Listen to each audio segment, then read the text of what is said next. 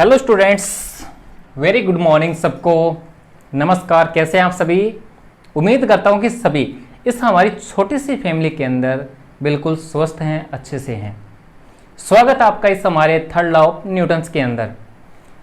आप सभी स्टूडेंट को आज सबसे ज़्यादा इम्पोर्टेंट लेक्चर आपको मिलने वाला है। जी हाँ, सभी स्टूडेंट को सबसे इम्पोर्टेंट लेक्चर मिलने वाला है। आज हम यहाँ पे डिस्कशन करेंगे केमिकल काइनेटिक्स का मैकेनिज्म ऑफ रिएक्शन। सबसे इंपॉर्टेंट पार्ट है यहाँ पे केमिकल काइनेटिक्स का आज का लेक्चर। और एक लास्ट लेक्चर और आने वाला है जिसका नाम है यहाँ पे SSA, स्टडी स्टेट अप्रोक्सीमेशन। ये दोनों के दोनों जो लेक्चर हैं काफी इंपॉर्टेंट लेक्चर होने वाले हैं। वैसे तो हर वीडियो के अंदर मैं आप बोलता हूं कि ये लेक्चर इंपॉर्टेंट है, ये वाला लेक्चर इंपॉर्टेंट है, ये वाला इंपॉर्टेंट है, लेकिन आज वाला जो है वो कुछ स्पेशल लेक्चर होने वाला है। जी हाँ, इसलिए आपको ये जो लेक्चर है कंप्लीटली देखना है। जी हाँ, ऐसा क्यों बोल रहा हूँ, अगर आपको ये पता चल जाए कि हर एग्ज़ाम के अंदर, हर बोर्ड एग्ज़ाम में, कोई भी कॉम्पिटिटिव एग्ज़ाम के अंदर 2 क्वेश्चन या 1 क्वेश्चन तो पक्का यहाँ पे देखने को मिलेगा ही मिलेगा। वैसे 2 क्वेश्चन पक्का मिल जाएंगे, 1 क्वेश्चन यहाँ से मिल जाएगा और 1 क्वेश्चन SSA से मिल जाएगा। अगर आपको ये पता चल जाए कि 30 मिनट की वीडियो के अंदर या 20 मिनट की वीडियो के अंदर हमारे 4 नंबर पक्के हो गए, 2 क्वेश्चन अगर पक्के आ रहे हैं, तो क्या आप उस वीडियो को आधा देखोगे? बिल्कुल नहीं देखोगे आधा, तो आप उस वीडियो को कंप्लीटली देखोगे, है ना स्टूडेंट्स। तो आप स्टूडेंट क्या करेंगे, इस वीडियो को स्टार्टिंग से लेकर एंड तक ज़रूर देखना। काफ़ी ज़्यादा इम्पोर्टेंट आज का लेक्चर होने वाला है।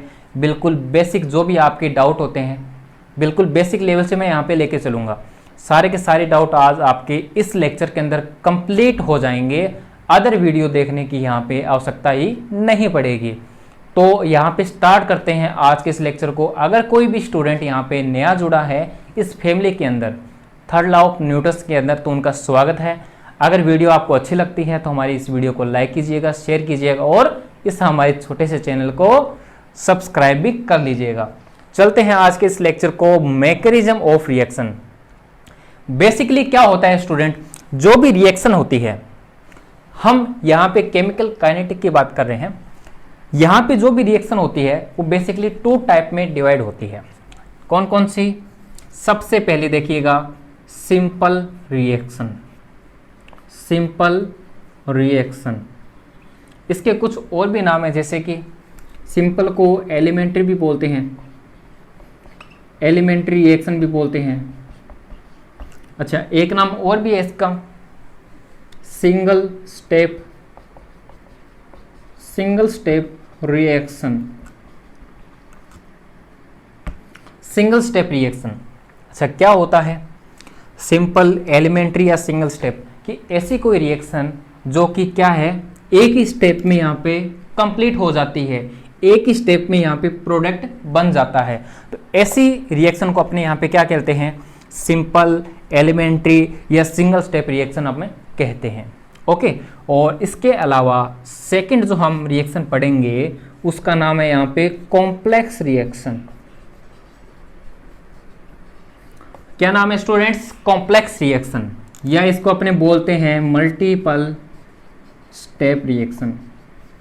ठीक है, मल्टीपल स्टेप रिएक्शन मतलब एक से अधिक स्टेप में यहाँ पे जो रिएक्शन है वो क्या होती है, कंप्लीट होती है। एक से अधिक स्टेप में ये जो रिएक्शन है वो कंप्लीट होती है। ये सबसे इंपॉर्टेंट पार्ट है।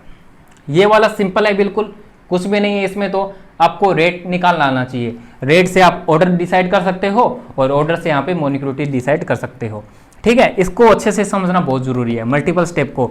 इसमें तो कुछ जरूरी 1-2 पॉइंट है, सिर्फ रेट ही आपको पता होना चाहिए कि किस प्रकार से निकालते हैं, और कुछ ज़्यादा नहीं पढ़ेंगे इसमें सिंपल रिएक्शन के अंदर। तो सभी स्टूडेंट स्टार्ट करें आज के इस लेक्चर को। सबसे पहले तो अपने क्या है कि बिल्कुल बेसिक कवर कर लेते हैं। क्या होता है सुनिएगा। अगर कोई भी जैसे स्टूडेंट जिसको समझ में आता है या जिन्होंने पहले से अगर पढ़ रखा है, तो वो कुछ ऐसे भी स्टूडेंट होते हैं, वो सोचते हैं कि ये चीज़ तो हमारी पढ़ी हुई है और बिल्कुल बेसिक लेवल से ये चीज़ करवा रहे हैं सर, तो वो क्या करते हैं, इस वीडियो को स्किप कर देते हैं। ठीक है, तो यहाँ पे देखिएगा स्टूडेंट, यहाँ पे हर बच्चे को हर लेवल के हिसाब से यहाँ पे लेके चलना पड़ता है। तो इसलिए क्या होता है कि स्टार्टिंग में इस लेक्चर को स्टार्ट करने से पहले अपने एक सबसे पहले बेस लिया जाता है। जो भी चीज़ आपको पढ़ाई जाती है ना, तो उसमें क्या होता है कि सबसे पहले बेस लिया जाता है उसका कि हम आपको क्या यहाँ पे पढ़ाने वाले हैं और यहाँ पे किस प्रकार से आपको जितना ज़्यादा हो सकता है उतना ज़्यादा यहाँ पे समझाने की कोशिश करते हैं, उतना ज़्यादा बेसिक आपको समझाने की कोशिश करते हैं। ठीक है, तो जितना ज़्यादा हमसे हो सकता है उतना हम यहाँ पे बिल्कुल जीरो लेवल से स्टार्ट करने की कोशिश करते हैं। धीरे धीरे उसका लेवल हम बढ़ाते चलते हैं। अगर स्टार्टिंग में ही हम यहाँ पे हाई लेवल की क्वेश्चन लेने लग जाएं या बीच में से हम अगर पढ़ाने लग जाएं, हाई लेवल से अगर पढ़ाने लग जाएं, तो यहाँ पे क्या है कि जो 70% जो स्टूडेंट होंगे वो अपने इस वीडियो को स्किप कर जाएंगे।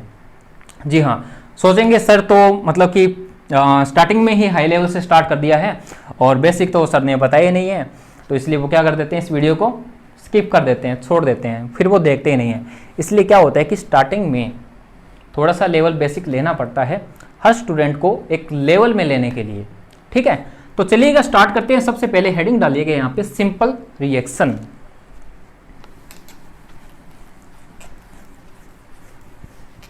अपने को क्या है कि कॉन्सेप्ट जो होता है ना, किसी भी चीज़ अपनी जब पढ़ते हैं तो उसका कॉन्सेप्ट अपने को बहुत ज़रूरी है आना। जब तक आपको कॉन्सेप्ट नहीं आएगा तब तक आप क्या करोगे, रट्टाफिकेशन करोगे। ठीक है, और रट्टा जब मारोगे तो वो कुछ एक लिमिटेड टाइम के लिए ही आपको याद रहेगा। ठीक है, तो आपको ऐसा बिल्कुल भी नहीं करना, क्योंकि ये तो है नहीं कि आप सिर्फ कुछ ही समय के लिए आप पढ़ाई कर रहे हो, ऐसा तो बिल्कुल भी नहीं है ना। तो जब तक कि नौकरी ना मिल जाए तब तक तो आपको पढ़ना ही पड़ेगा।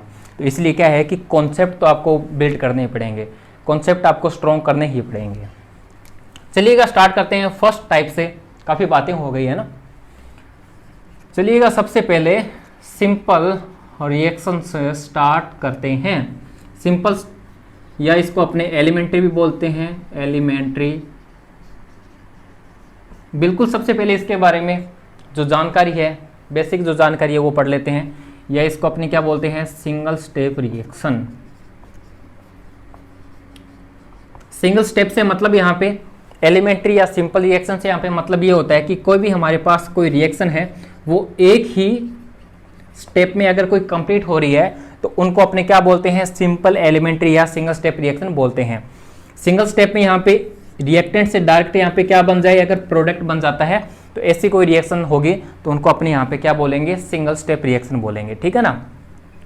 यहाँ पे स्टूडेंट क्या होता है, डायरेक्ट रिएक्टेंट से प्रोडक्ट बन गया, इसके दौरान क्या होता है कि कभी भी इंटरमीडिएट नहीं बनता है।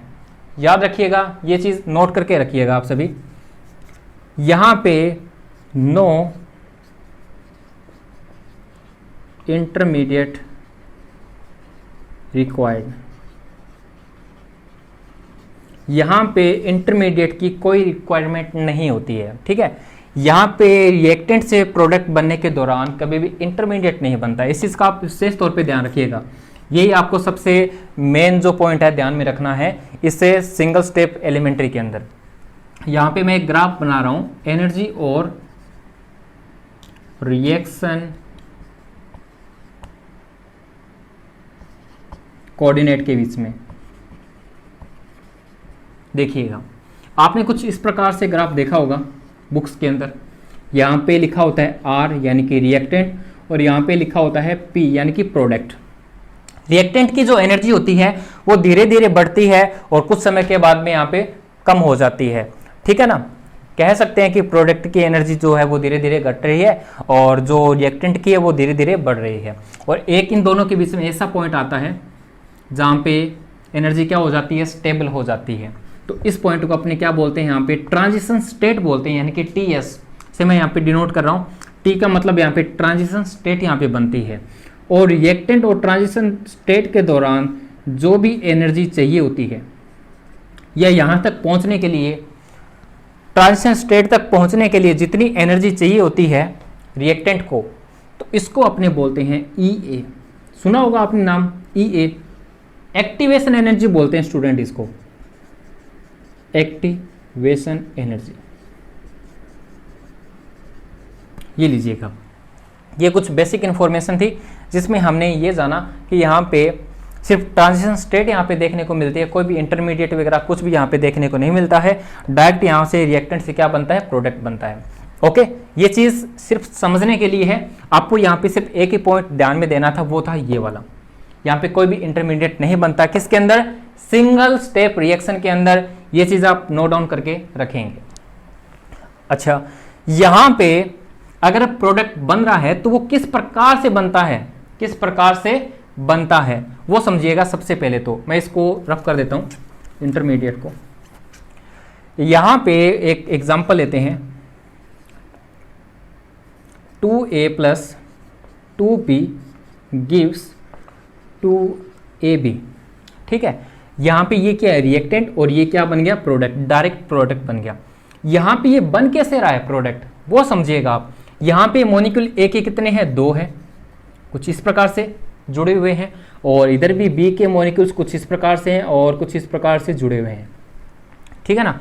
और ये जो बॉन्ड होते हैं कैसे होते हैं, वीक बॉन्ड होते हैं, जो कि क्या होते हैं, जल्दी टूट जाते हैं। तो यहाँ पे मैं बोल देता हूँ इन बॉन्ड का तो यहाँ पे क्या होता है, ब्रेक डाउन होता है, यानी कि टूटते हैं।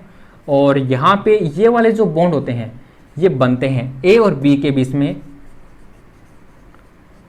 यहाँ पे फॉर्मेशन होती है बॉन्ड की, और ये जो फॉर्मेशन होती है ना वो जाके प्रोडक्ट का निर्माण करती है यहाँ से। इस प्रकार से ये जो प्रोसीजर है वो चलता है। यहाँ पे कोलिजन थ्योरी काम में ली जाती है। यहाँ पे जो भी ये प्रोसीजर कंप्लीट होता है वो यहाँ पे कोलिजन थ्योरी बेस पे होता है, और वो आप यहाँ पे पढ़ते हो सॉलिड स्टेट के अंदर, वहाँ पे अच्छे से डिटेल में पढ़ाया जाता है कोलिजन थ्योरी के बारे में।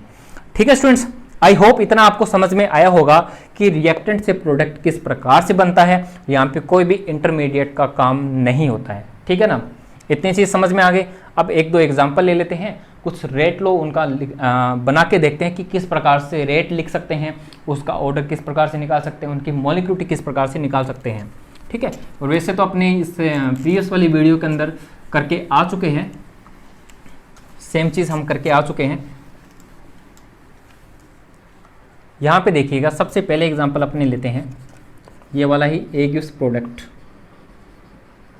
अगर आपसे ये पूछ लिया जाए कि इस रिएक्शन के लिए रेट क्या होगा, तो आपको मैंने फर्स्ट लेक्चर के अंदर ये बताया था, इसका रेट कांस्टेंट कुछ इस प्रकार से लिखते हैं, और ये वाली जो रिएक्शन है कैसी है, एलिमेंट्री है। ठीक है ना, कैसी रिएक्शन है ये, एलिमेंट्री रिएक्शन है। यहां पे जो भी रेट अपने लिखते हैं वो किस प्रकार से लिखते हैं, रेट कांस्टेंट, कंसंट्रेशन ए की पावर यहाँ पे कितना है, 1। जो भी स्टाइकियोमेट्री होती है वो क्या आ जाती है, पावर में आ जाती है। अब कुछ स्टूडेंट बोलेंगे सर ने तो ये बताया था कि जो रेट होता है वो तो एक एक्सपेरिमेंटल डाटा होता है, एक्सपेरिमेंट से आता है। बिल्कुल सही बात है आपकी भी। जब एलिमेंट्री रिएक्शन आपको दी हो ना, जब सिंगल स्टेप में कोई रिएक्शन दी हो, तो जो भी स्टाइकियोमेट्री होती है वो कंसंट्रेशन की पावर में हमेशा लिखी जाती है। और ये किसने बताया था, कौन से साइंटिस्ट ने ये बताया था, ये बताया था गुलबर्ग एंड वागे ने ये बताया था। एलिमेंट्री या सिंगल स्टेप, जो भी एक ही स्टेप में अगर कोई रिएक्शन चल रही है या कंप्लीट हो रही है, तो उनमें जो भी स्टाइकियोमेट्री होगी रिएक्टेंट की, वो पावर में आप लिख सकते हो। ओके, आई होप इतना आपको समझ में आ गया होगा। रेट अब आप इजीली लिख सकते हो, इसमें कोई भी गलती नहीं होगी। अब इस रिएक्शन के लिए आप ऑर्डर भी डिसाइड कर सकते हो। इसका ऑर्डर कितना होगा, हमारे पास यहाँ पे पावर में क्या है, रिएक्टेंट हमारे पास में कितना है, 1। तो ये यहाँ पे इसका जो ऑर्डर है यानी कि n का मान कितना आ जाएगा हमारे पास, 1, यानी कि फर्स्ट ऑर्डर ये काइनेटिक्स हो जाएगी। अच्छा, इससे आप मॉलिक्यूलिटी भी निकाल सकते हो, बिल्कुल निकाल सकते हैं। कितनी आएगी, जितने भी हमारे पास रिएक्टेंट के मॉलिक्यूल्स होंगे वो हमारी क्या कहलाएगी, यहाँ पे मॉलिक्यूलिटी लिखाई है। ठीक है ना, यहाँ पे रिएक्टेंट के मॉलिक्यूल्स कितने हैं, 1।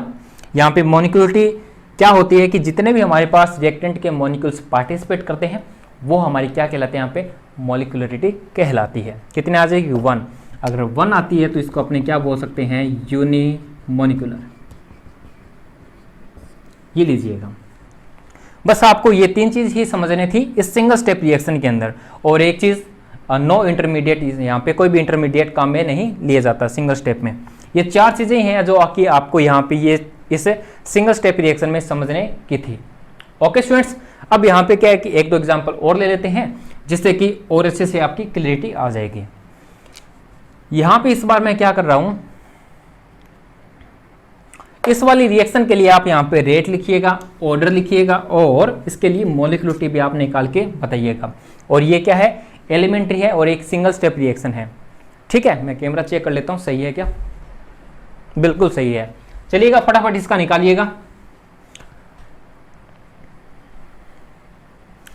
ओके स्टूडेंट्स, आई होप आपसे हो गया होगा, रेट आपने निकाल लिया होगा। चेक कर लीजिएगा यहाँ पे सभी स्टूडेंट, क्या सबने ये वाला निकाला रेट?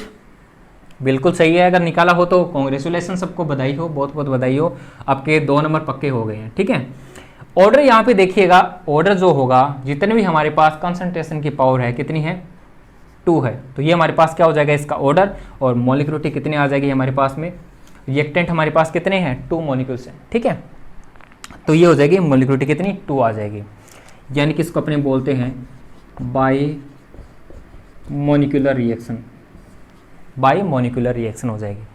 ओके स्टूडेंट्स, चलो एक और एग्जांपल लीजिएगा यहाँ पे, इसके लिए भी मेरे को सेम रेट, ऑर्डर और मॉलिक्यूलरिटी निकाल के बताइएगा।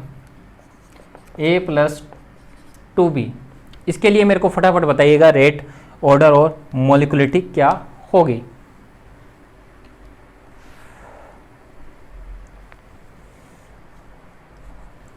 आई होप हो गया होगा आप सभी स्टूडेंट से। देखिएगा यहाँ पे जो इसका रेट है वो क्या आना चाहिए, के कंसंट्रेशन A की पावर 1 कंसंट्रेशन B की पावर 2।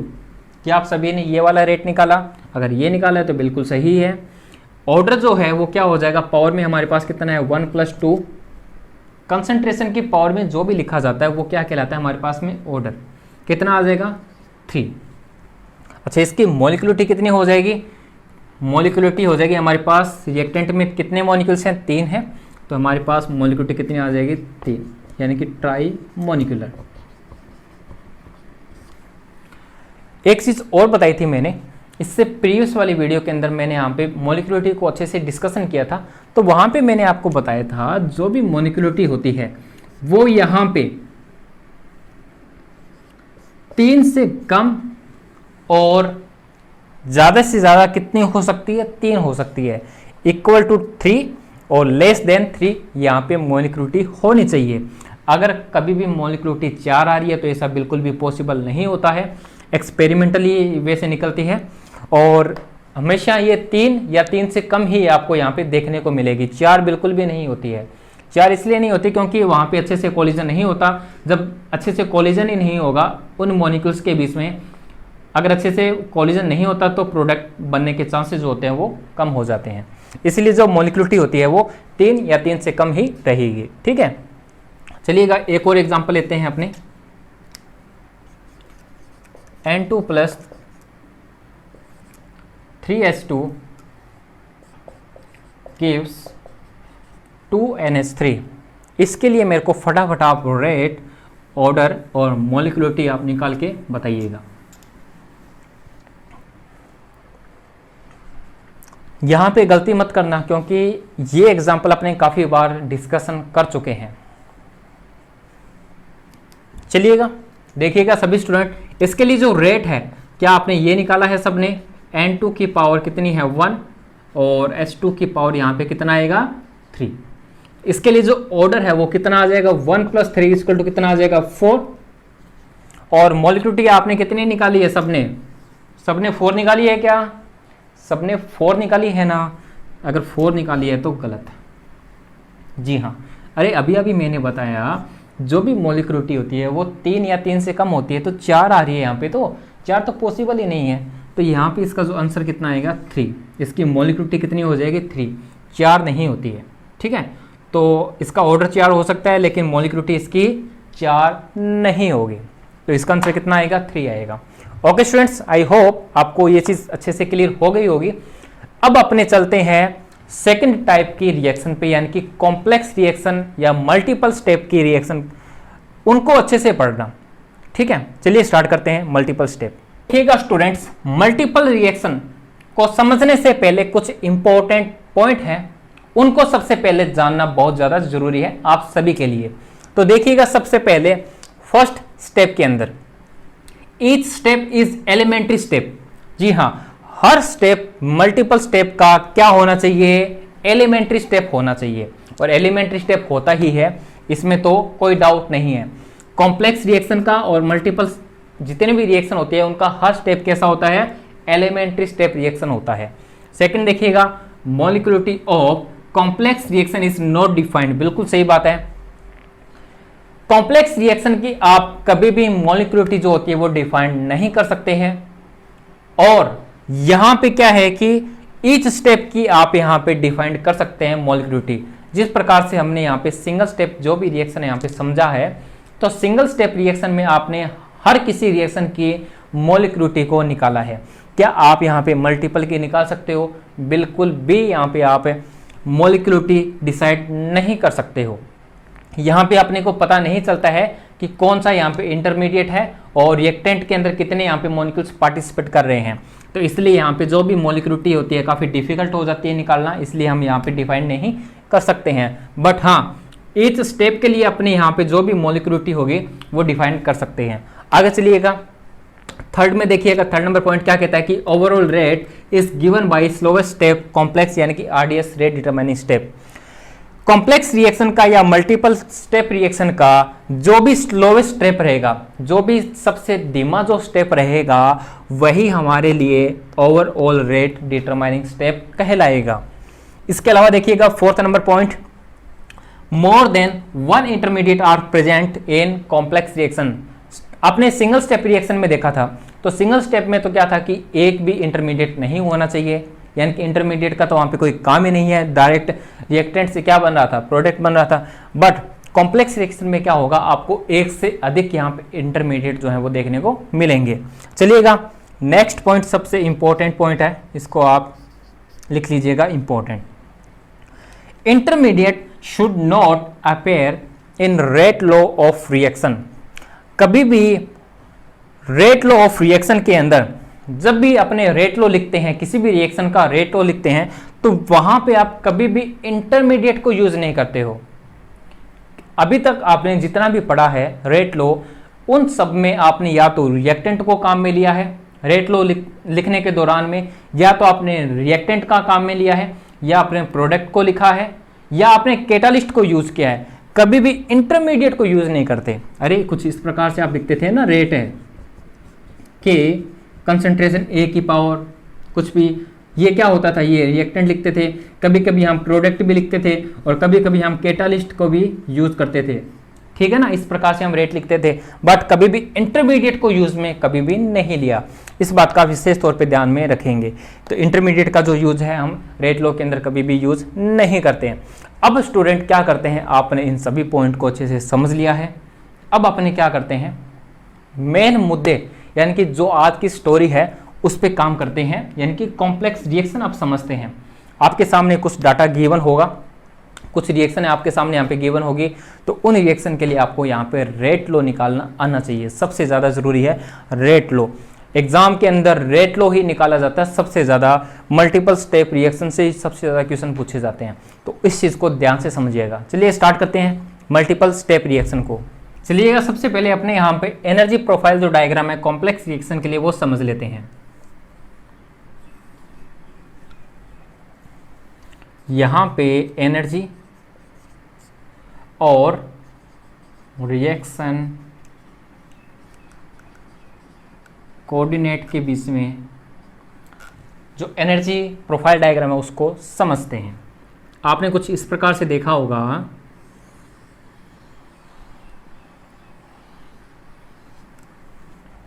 कुछ इस प्रकार से आपने यहाँ पे एनर्जी प्रोफाइल डायग्राम देखा होगा कॉम्प्लेक्स रिएक्शन का। यहाँ पे क्या होता है, रिएक्टेंट, और फाइनली हमें यहाँ पे क्या मिलता है, प्रोडक्ट मिलता है। ओके, इतना आप सब जानते हैं। और आप ये भी जानते हैं कि जहां पर भी एनर्जी स्टेबल होती है इनको अपने क्या बोलते हैं, टीएस यानी कि ट्रांजिशन स्टेट। तो ये भी क्या रहेगी यहाँ पे, टीएस ट्रांजिशन स्टेट, और ये भी क्या रहेगी यहाँ पे, टीएस यानी कि ट्रांजिशन स्टेट। इसको हम बोल देते हैं ट्रांजिशन स्टेट फर्स्ट, इसको ट्रांजिशन स्टेट सेकंड, और इसको ट्रांजिशन स्टेट कितना, थर्ड बोल देते हैं। ओके, इसके अलावा आपको मैंने एक चीज और भी बताई थी यहाँ पे कि रिएक्टेंट और ट्रांजिशन स्टेट यानी कि ट्रांजिशन स्टेट तक पहुंचने के लिए जितनी एनर्जी की आवश्यकता होती है, जितनी रिएक्टेंट की एनर्जी की आवश्यकता होती है, उसको अपने यहाँ पे क्या बोलते थे, एक्टिवेशन एनर्जी बोलते थे। क्या बोलते थे यहाँ पे, EA, यानी कि एक्टिवेशन एनर्जी बोलते थे। और इसके लिए क्या हो जाएगी, सपोज करो कि ये हम A मान लेते हैं और ये B मान लेते हैं, और यहाँ पे जो इसकी एक्टिवेशन एनर्जी है वो कुछ इस प्रकार से E है, और यहाँ पे इसकी जो एक्टिवेशन एनर्जी है वो यहाँ तक है। ये लीजिएगा इसकी एक्टिवेशन एनर्जी। ये देख लीजिएगा स्टूडेंट, ये है अपने हमारे पास एनर्जी प्रोफाइल डायग्राम। किसके लिए, एक कॉम्प्लेक्स रिएक्शन के लिए है। यहाँ पे कुछ इस प्रकार से मल्टीपल स्टेप में ये रिएक्शन प्रोसीड होती है। ठीक है, हमने देखा था अभी सिंगल स्टेप में तो क्या था, सिर्फ एक ही स्टेप में यहाँ पे रिएक्शन कंप्लीट हो रही थी, डायरेक्ट रिएक्टेंट से प्रोडक्ट बन रहा था और एक ही ट्रांजिशन स्टेट यहाँ पे बन रही थी। ठीक है ना, लेकिन यहाँ पे तीन यहाँ पे ट्रांजिशन स्टेट बन रही है, और यहाँ पे जो एक्टिवेशन एनर्जी है वो भी यहाँ पे आप तीन देख सकते हो। कुछ इस प्रकार से यहाँ पे मल्टीपल स्टेप में ये रिएक्शन प्रोसीड होती है, तब जाके आपका जो प्रोडक्ट है वो बनता है। ठीक है, डायरेक्ट प्रोडक्ट नहीं बनता, यहाँ पे कुछ स्टेप से गुजरना पड़ता है, तब जाके यहाँ पे ये मिलेगा प्रोडक्ट। तो यहाँ पे देखिएगा हमारे पास रिएक्शन है, इसको मैं अच्छा रिएक्टेंट ही लिख देता हूँ, कोई बात नहीं है। रिएक्टेंट से डायरेक्ट हमारे पास क्या बन गया यहाँ पे, प्रोडक्ट। ठीक है, R से P भी लिख सकते हो, कोई दिक्कत नहीं है। यहाँ पे रिएक्टेंट और यहाँ पे है प्रोडक्ट। अब इसका मैकेनिज्म देखिएगा। सबसे पहले तो ये जो मैकेनिज्म है, मैकेनिज्म का मतलब यहाँ पे रिएक्टेंट से प्रोडक्ट किस प्रकार से बना है, किस प्रकार से स्टेप टू स्टेप आप चले हो तब जाके प्रोडक्ट बना है, वो देखिएगा। रिएक्टेंट से सबसे पहले आप कहाँ पे गए, A पे गए, फिर A से आप कहाँ पे गए, B पे, और फिर B से आप कहाँ पे गए, P पे, तब जाके आपको यहाँ पे प्रोडक्ट मिलेगा। यानी कि A से A यहाँ से कैंसिल आउट, B से B यहाँ से कैंसिल आउट, और यहाँ पे क्या बन जाएगा, डायरेक्ट R से P। और यह जो है हमारे पास, इनको अपने बोलते हैं इंटरमीडिएट, इंटरमीडिएट बोलते हैं इनको। आपको मैंने बताया था कि जो इंटरमीडिएट होते हैं कॉम्प्लेक्स रिएक्शन में एक से अधिक आपको देखने को मिल जाएंगे। तो यहाँ पे इंटरमीडिएट A भी है और B भी यहाँ पे इंटरमीडिएट है। यानी कि रिएक्टेंट और प्रोडक्ट के दौरान, रिएक्टेंट और प्रोडक्ट के दौरान जो भी हमारे पास मॉलिक्यूल्स बच जाएंगे या जो अलग से जो पार्टिसिपेट कर रहे हैं वो क्या कहलाएंगे, यहाँ पे इंटरमीडिएट कहलाएंगे। रिएक्टेंट और प्रोडक्ट के अलावा यहाँ पे A भी है और B भी है। ठीक है ना, तो ये हमारे पास क्या कहलाएंगे, यहाँ पे इंटरमीडिएट कहलाएंगे। ठीक है, और जो इंटरमीडिएट होता है कॉम्प्लेक्स रिएक्शन में वो क्या होते हैं, जीरो होते हैं। मतलब इसकी जो वैल्यू होती है वो क्या होती है, जीरो। वो आगे चल के आपको समझाएंगे। ठीक है ना, आई होप आपको स्टूडेंट इतना समझ में आ गया होगा। एनर्जी प्रोफाइल डायग्राम से स्टेप टू स्टेप यहाँ पे जो रिएक्शन चलती है तो कुछ इस प्रकार से प्रोसीड होती है, तब जाके हमें यहाँ पे रिएक्टेंट टू प्रोडक्ट मिलता है, और कुछ इस प्रकार से हमें यहाँ पे इंटरमीडिएट भी देखने को मिलते हैं। अब अपने ना कुछ कॉम्प्लेक्स रिएक्शन की कुछ रिएक्शन यहाँ पे ड्रॉ करते हैं और उनके लिए लिखते हैं रेट लो। ठीक है, चलिएगा स्टार्ट करते हैं। और इसके लिए तो सिंपल हो जाएगा, रेट क्या हो जाएगा हमारे पास के एक की कंसंट्रेशन की पावर यहाँ पे 1, ये इसके लिए रेट हो जाएगा। ओके स्टूडेंट्स, चलिएगा स्टार्ट करते हैं। एक चीज़ और मैं यहाँ पे बता देना चाहता हूँ, आपको मैंने बताया था कि हर जो स्टेप होता है एलिमेंट्री स्टेप होता है, तो यहाँ पे जो भी स्टेप है चाहे वो R से A जा रहा हो, यानी कि रिएक्टेंट से A और A से B और B से यहाँ पे P, ये हर जो स्टेप होते हैं वो कैसे होते हैं, एक एलिमेंट्री स्टेप होता है। अब देखिएगा यहाँ पे एक चीज़ और मैं यहाँ पे बता देना चाहता हूँ कि रेट लॉ निकालने के लिए, यहाँ पे रेट लॉ निकालने के लिए आपको पता होना चाहिए कि सबसे स्लोवेस्ट स्टेप कौन सा है, सबसे स्लोवेस्ट स्टेप कौन सा है। स्लोवेस्ट स्टेप का पता होना बहुत ज़्यादा ज़रूरी है, तभी आप यहाँ से रेट लो इजीली निकाल सकते हैं। क्या आप यहाँ से इन तीनों स्टेप के अंदर क्या बता सकते हैं कि कौन सा स्टेप यहाँ पे स्लो है और कौन सा फास्ट है? इस एनर्जी प्रोफाइल डायग्राम को देख के क्या बता सकते हैं? ट्राई कीजिएगा एक बार खुद से। चलिएगा मैं बताता हूँ यहाँ पे यहां पे सबसे कम एक्टिवेशन एनर्जी कहां पे आपको देखने को मिल रही है? सेकंड वाले स्टेप में, ए से बी वाले में। यहां पे सबसे कम एक्टिवेशन एनर्जी की जरूरत पड़ रही है। सबसे कम का मतलब क्या हो गया? ये वाली रिएक्शन सबसे फास्ट होगी, तभी तो इसको एनर्जी सबसे कम मिल रही है। समझो समझो इस चीज को, एनर्जी इसको सबसे कम मिल रही है रिएक्टेंट से प्रोडक्ट बनने के दौरान, ए से बी बनने के दौरान। कहने का मतलब क्या है कि ये बहुत जल्दी बन रहा है, तभी तो इसको एक्टिवेशन एनर्जी कम मिल रही है। अच्छा, सबसे ज़्यादा यहाँ पे आर से ए वाले में, तो ये वाला कैसा हो जाएगा? स्लोवेस्ट स्टेप हो जाएगा, क्योंकि इसको जो एक्टिवेशन एनर्जी है वो सबसे ज़्यादा मिल रही है। सबसे ज़्यादा क्यों मिल रही है? क्योंकि रिएक्टेंट से आर से ए बनने के दौरान जितनी इसको एनर्जी चाहिए थी उतनी इसको नहीं मिल रही थी, तभी इसको बाहर से एनर्जी इसको दी जा रही है, जो कि हम एक्टिवेशन एनर्जी बोल रहे हैं। ठीक है ना? तभी तो ये स्लोएस्ट स्टेप कहलाएगा। चलो एक एग्जांपल से समझाता हूं मैं आपको। हमारे पास एक मोटरसाइकिल है, हमारे पास एक कोई गाड़ी है, BMW है, ठीक है ना? अब एक बात बताइएगा, क्या वो ऐसे चल जाएगी? क्या ऐसे ही चल जाएगी क्या वो?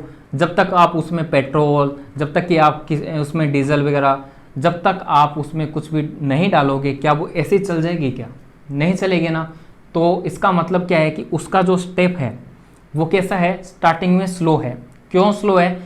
जब तक कि उसमें कोई भी पेट्रोल, कोई भी आप इसमें डीजल वगैरह, कोई भी आप उसको एनर्जी नहीं दे रहे हो, कोई भी बाहर से उसको एक्सटर्नल सोर्स नहीं प्रोवाइड करवा रहे हो, तब तक वो स्टेप क्या है? स्लो रहेगा। तब तक वो गाड़ी नहीं चलेगी, बिल्कुल स्लो रहेगी। ठीक है ना? जब आप उसको एक्सटर्नली बाहर से, जब आप उसको कोई एक्टिवेशन एनर्जी दे दोगे, जब बाहर से आप उसको डीजल दे दोगे, पेट्रोल दे दोगे, ठीक है ना, किसी भी तरह से उसको बाहर से कोई एक्सटर्नल आप एनर्जी दे दोगे, तो क्या वो फास्ट चल जाएगी गाड़ी? फिर तो बाद में चल जाएगी ना, बाद में तो चली जाएगी। इसका मतलब क्या है कि स्टार्टिंग में तो वो स्लोएस्ट थी ना स्टेप। अपने को स्टेप ही पता करना है कि वो स्लो है या फास्ट है। तो यहाँ पे जो सबसे स्लो स्टेप है वो कौन सा है? आर से ए वाला। तो हम यहाँ से इसका क्या निकाल सकते हैं? क्या हम यहाँ से इसका रेट लो निकाल सकते हैं? तो रेट लो इसका क्या आ जाएगा कि आर की पावर यहाँ पे 1 आ जाएगी। ठीक है ना? आर की पावर यहाँ पे कितने आ जाएगी? 1। इस प्रकार से स्टूडेंट आपको निकालना आना चाहिए कॉम्प्लेक्स रिएक्शन का रेट लो निकालना।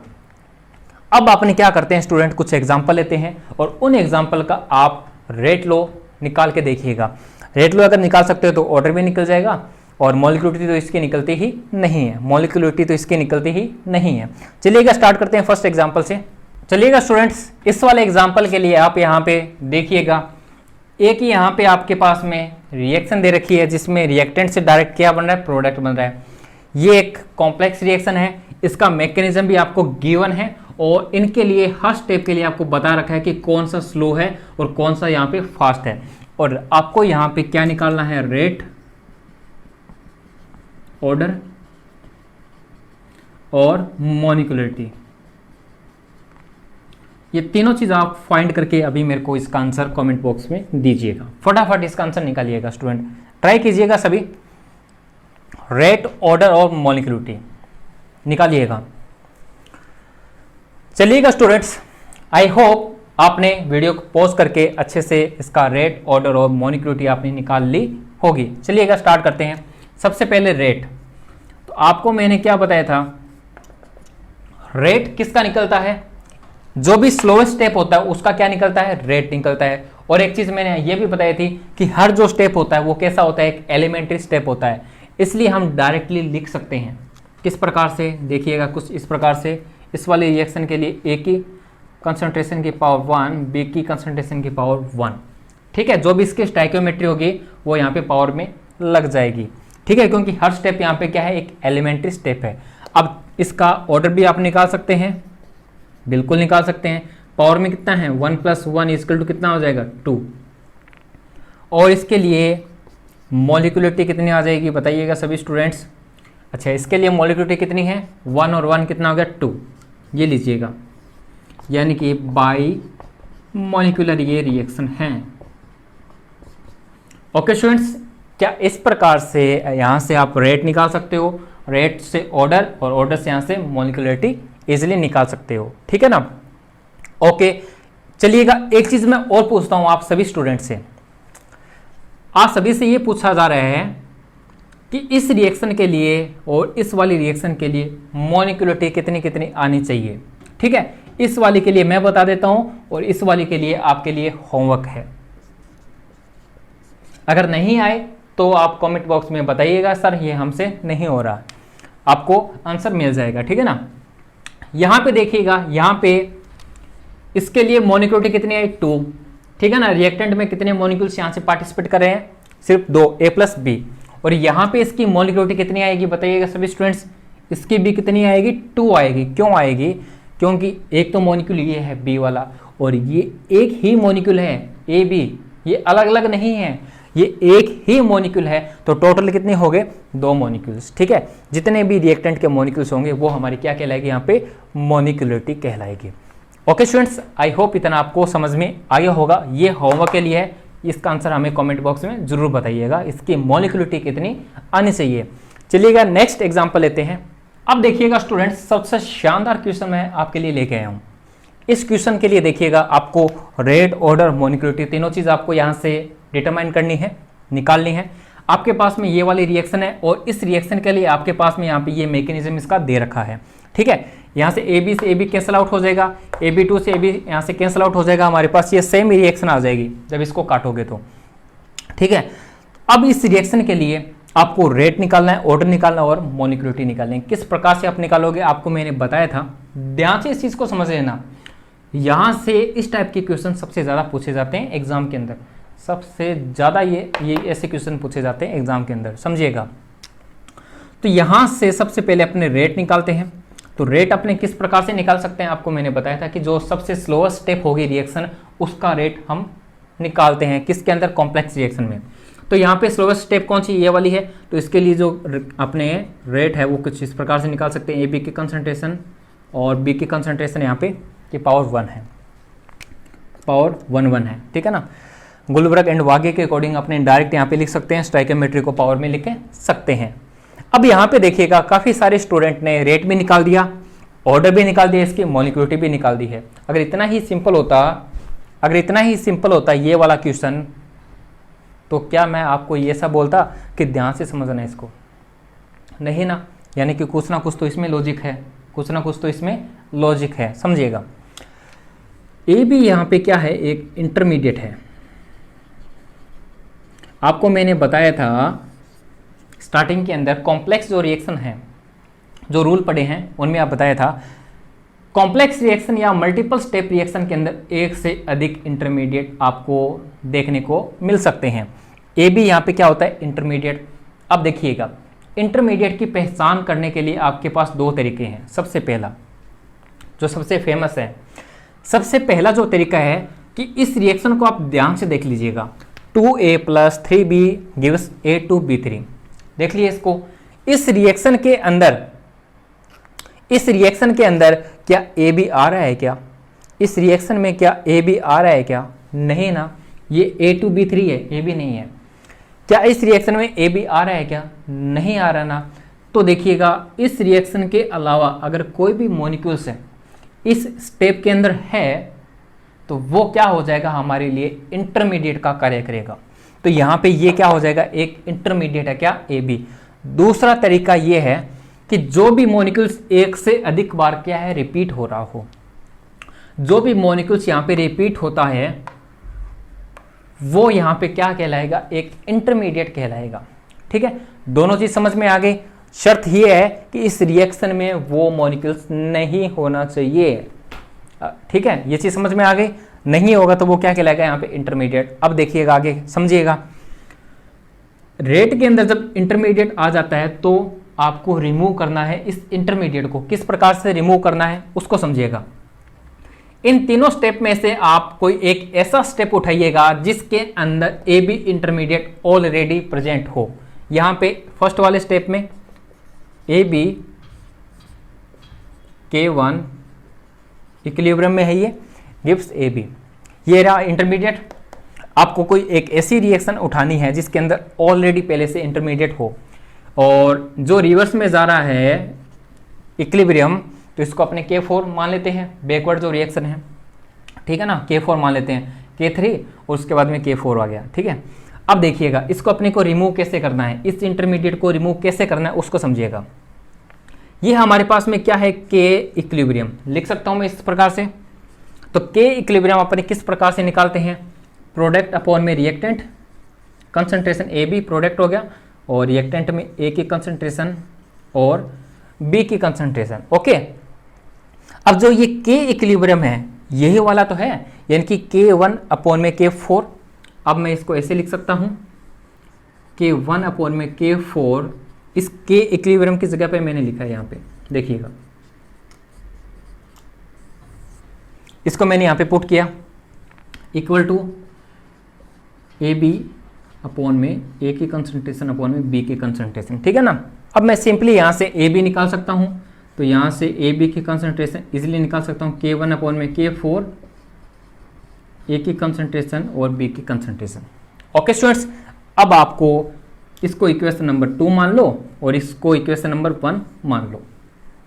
इक्वेशन नंबर 2 को आप डायरेक्ट यहाँ से पुट कर सकते हो, AB की जो वैल्यू है क्या इसमें पुट कर सकते हो, बिल्कुल कर सकते हैं। तो देखिएगा यहाँ से रेट क्या बनेगा हमारे लिए, रेट क्या है K, इसको तो छोड़ ही दीजिएगा, K हमारे पास रेट K, ये क्या था, K1 था, सॉरी K2 था ये हमारे पास, ठीक है ना, स्लो स्टेप का निकाला था ना K2, ये था K2 हमारे पास। AB की जगह पे हमने इस वैल्यू को पुट किया तो मल्टीप्लाई में क्या आ जाएगा, K1 अपॉन में K4 concentration A concentration B, और इसके अलावा हमारे पास एक और B की कंसंट्रेशन बच गई है, ठीक है ना। अब यहाँ से रेट आप निकाल सकते हो इजीली, K2 मल्टीप्लाई K1, अब तो सिंपली लिख लो ना आप, K2 multiply K1 divide K4, A की कंसंट्रेशन यहाँ पे 1 है और B की कंसंट्रेशन की पावर यहाँ पे कितनी होगी, 2। B कितनी है आपके पास में, 2 है ना, तो यहाँ पे पावर में कितना आ जाएगा, 2 आ जाएगा। कंसंट्रेशन B की 1 और B की 1, पावर यहाँ से ऐड हो जाती है तो 2 आ गया, ठीक है। अब यहाँ से जो रेट है वो क्या निकल के आया हमारे पास में, A की कंसंट्रेशन 1 और B की कंसंट्रेशन की पावर कितनी, 2, ओके। यहाँ से ये रेट निकल के आया है, तो हमारे पास जो ऑर्डर है वो कितना हो जाएगा, 1 + 2 इक्वल टू कितना हो जाएगा, 3। और इसके अलावा इसकी जो मोलिकुलरिटी है क्या निकाल सकते हैं क्या इसकी मोलिकुलरिटी निकाल सकते हैं क्या, बिल्कुल नहीं निकाल सकते, बिल्कुल नहीं, बिल्कुल नहीं। ये एक कॉम्प्लेक्स रिएक्शन है, कॉम्प्लेक्स रिएक्शन के लिए मोलिकुलरिटी हम नहीं निकाल सकते हैं, ठीक है। इसके अलावा रेट कांस्टेंट निकाल सकते हैं, बिल्कुल। रेट कांस्टेंट कौन सा होता है, देखिएगा सभी, K2 मल्टीप्लाई K1 अपॉन में K4, ये लीजिएगा स्टूडेंट। इस रिएक्शन का जितना भी पोस्टमार्टम करना था वो हमने सब कर चुके हैं। किस प्रकार से रेट निकाला, किस प्रकार से ऑर्डर निकाला, किस प्रकार से रेट कांस्टेंट निकाला हमने, इस प्रकार से हम इजीली कैलकुलेट कर सकते हैं। ओके स्टूडेंट्स, समझ में आया, आई होप आपको ये चीज़ समझ में आ गई। अब एक और एग्जांपल लेते हैं, उसको आप खुद से एक बार ट्राई करना, ठीक है। चलिएगा स्टूडेंट्स, स्टार्ट करते हैं। सेम पैटर्न का जो क्वेश्चन है इस बार हमने दोबारा लिया है। इसके लिए आपको यहाँ पे रेट कांस्टेंट ऑर्डर निकालना है। खुद से एक बार ट्राई करके देखो स्टूडेंट्स, अगर होता है तो बताइएगा, नहीं होता तो हम यहाँ पे इसका आंसर बता ही देते हैं। अभी यहाँ पे क्या है स्टूडेंट, सबसे पहले आपको रेट निकालना है, और ज़्यादातर क्वेश्चन ऐसे पैटर्न के आने लग गए हैं अब एग्जाम के अंदर, तो आपको आने चाहिए। यहाँ पे देखिएगा, सबसे पहले स्लोएस्ट स्टेप का आपको रेट निकालना है, तो स्लोएस्ट स्टेप हमारे पास ये वाला है। तो इसके लिए जो रेट है कैसे निकालेंगे, K3 कंसंट्रेशन O की पावर 1 और कंसंट्रेशन O3 की पावर यहाँ पे 1, ठीक है। इतना करने के बाद हमें पता है कि जो O है वो क्या है, यहाँ पे एक इंटरमीडिएट की तरह बिहेव कर रहा है, ठीक है। क्यों, हमें कैसे पता चला कि O इंटरमीडिएट है, रिएक्शन में कहीं पर भी ऑक्सीजन नहीं है, सिंगल ये O नहीं है, इसलिए क्या है कि एक इंटरमीडिएट है, ठीक है। अब देखिएगा स्टूडेंट्स, आपको कोई एक ऐसी इक्वेशन उठानी है जिसके अंदर इंटरमीडिएट हो, जैसे कि ये वाली है, अपने को क्या करना है, अब इंटरमीडिएट को रिमूव करना है, और रिमूव करने के लिए कोई एक ऐसी इक्वेशन उठाइएगा जिसके अंदर ऑलरेडी यहाँ पे इंटरमीडिएट हो। ठीक है, इस बार इक्वेशन को यहाँ पे नहीं लिखेंगे। ऐसा लिखने से क्या होगा, ऐसा लिखने से क्या होगा, एक तो ऐसा लगेगा जैसे कि कितना ही बड़ा हो गया क्वेश्चन, ठीक है ना। तो आप क्या है कि जितना ज़्यादा आप प्रैक्टिस करोगे ना, उतना ही ज़्यादा आप शॉर्टकट या इजली आंसर आप निकाल पाओगे। ठीक है, अब देखिएगा डायरेक्ट अपने करते हैं। ये क्या है, इंटरमीडिएट है। यहाँ पे क्या है, ये के इक्विलिब्रियम के अंदर।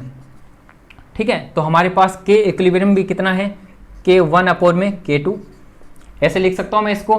ठीक है, हमारे पास प्रोडक्ट में क्या है, O2 अपॉन में O, रिएक्टेंट में हमारे पास क्या हो जाएगा, O3 हो जाएगा।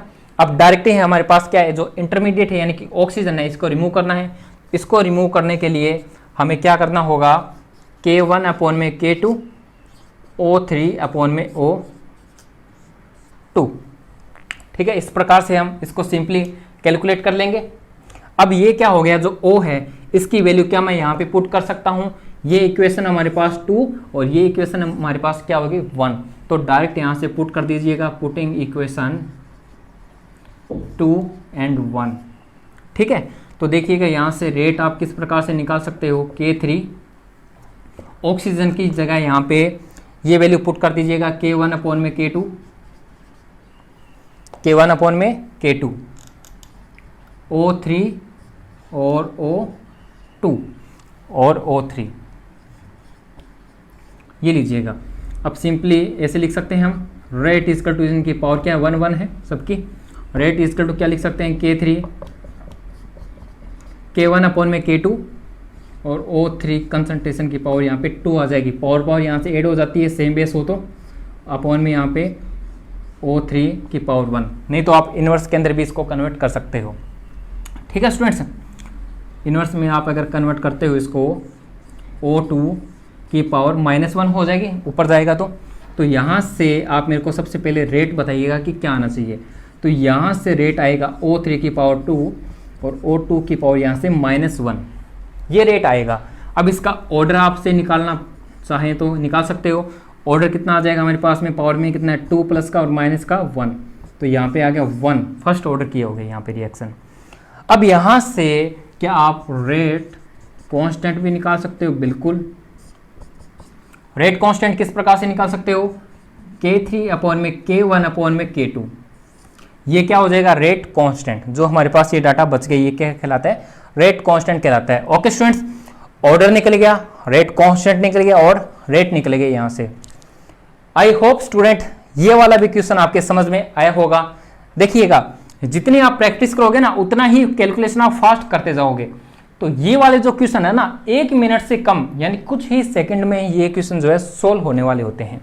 तो ऐसे क्वेश्चन बिल्कुल भी नहीं छोड़ के आने हैं एग्जाम के अंदर। तो ये जितने भी कॉन्सेप्ट है ना इसके, वो सारा का सारा आपको मैंने डिटेल में बता दिया है। अब एक लास्ट वीडियो बचती है केमिकल काइनेटिक की, SSA स्टेडी स्टेट अप्रोक्सीमेशन, तो उसको अपने करेंगे कल।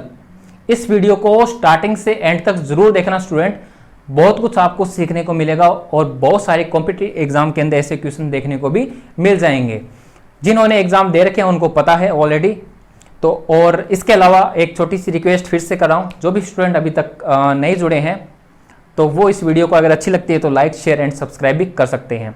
ठीक है स्टूडेंट्स, मिलते हैं इसी प्रकार से नेक्स्ट लेक्चर के साथ में, तब तक के लिए पढ़ते रहिएगा। जय हिंद।